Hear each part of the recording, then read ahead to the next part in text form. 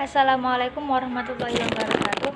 Kami dari kelas metodologi penelitian C akan sedikit menjelaskan mengenai tugas yang diberikan kepada kami, yaitu mereview skripsi.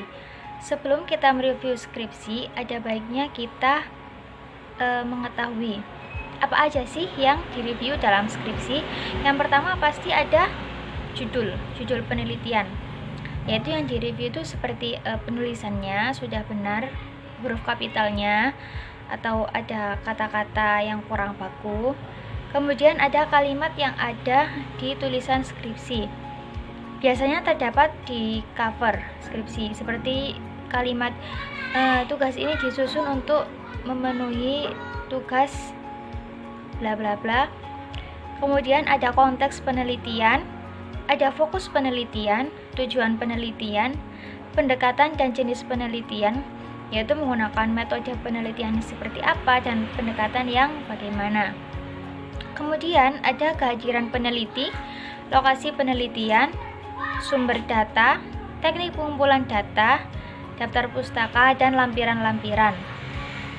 Nah, langsung saja kami mengambil judul tinjauan yuridis terhadap pembatalan perkawinan akibat poligami tanpa seizin pengadilan. Studi putusan nomor 246/PDT.G/PA.MDN. Nah, sebaiknya pada judul itu memang ditulis besar semua kecuali jika ada kata konjungsi atau kata sambung.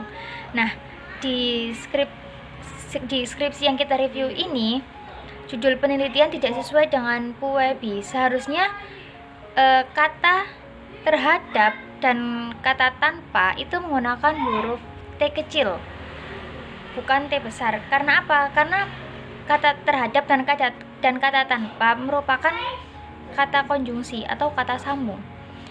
Yang kedua, kalimat diajukan untuk memenuhi tugas-tugas dan syarat-syarat mencapai gelar sarjana hukum. Nah, kata ini sebaiknya diganti dengan kalimat ditulis untuk memenuhi sebagian persyaratan guna memperoleh gelar sarjana hukum. Huruf besar hanya ditujukan untuk awal kalimat dan kata sarjana dan hukum.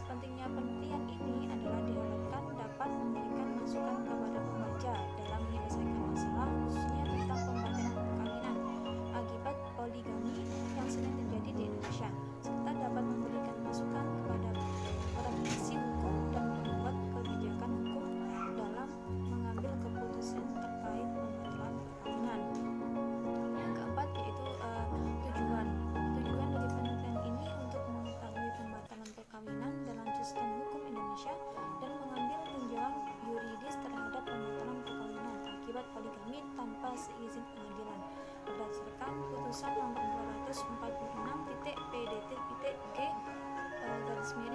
nomor 246/2018/PA.MDN.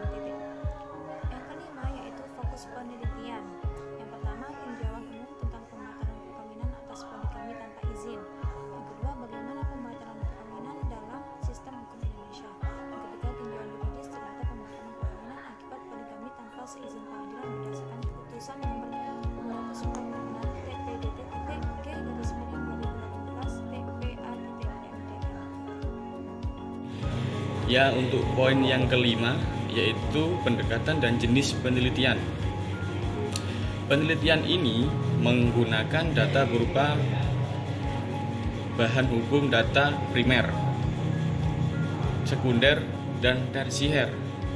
Jenis penelitian ini bersifat normatif Untuk poin yang keenam, yaitu kehadiran peneliti. Kehadiran peneliti di dalam skripsi ini sebagai peneliti deskriptif, yakni hanya semata-mata melukiskan atau menggambarkan objek peristiwa tanpa suatu maksud untuk mengambil kesimpulan yang berlaku secara umum. Jadi si peneliti ini hanya menggambarkan atau menganalisa suatu peristiwa. Untuk poin yang selanjutnya itu poin ketujuh, yaitu lokasi penelitian. Untuk lokasi penelitian yang lebih spesifik pada skripsi ini memang tidak ada, karena penulis menggunakan judul tinjauan yuridis terhadap pembatalan perkawinan akibat poligami tanpa seizin pengadilan, dalam kurung studi kasus putusan nomor 246-PDTG/2018-PA Mediun, yang metode penelitiannya menggunakan metode kepustakaan. Baik, saya lanjutkan. Yang kedelapan adalah sumber data. Sumber data penelitian pada umumnya dibedakan antara data yang diperoleh secara langsung dari masyarakat atau data primer dan dari bahan-bahan pustaka atau data sekunder. Metode penelitian hukum normatif hanya mengenal data sekunder saja. Data sekunder tersebut terdiri dari bahan hukum primer, bahan hukum sekunder, dan bahan hukum tersier. Lalu lanjut, yang kesembilan adalah teknik pengumpulan data.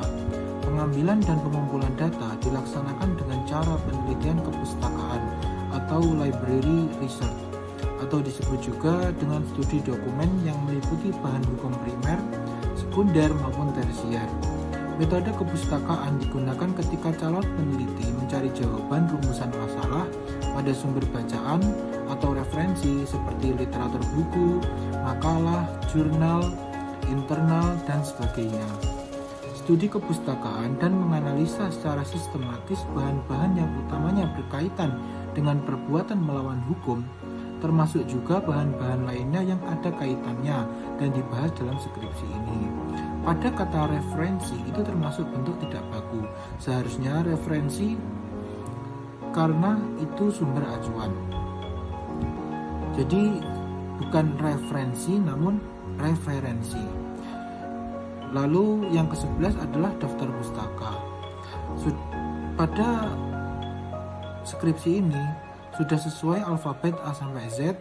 Varian referensi bacaannya juga sudah jelas dari artikel, buku, jurnal, dan lain-lain.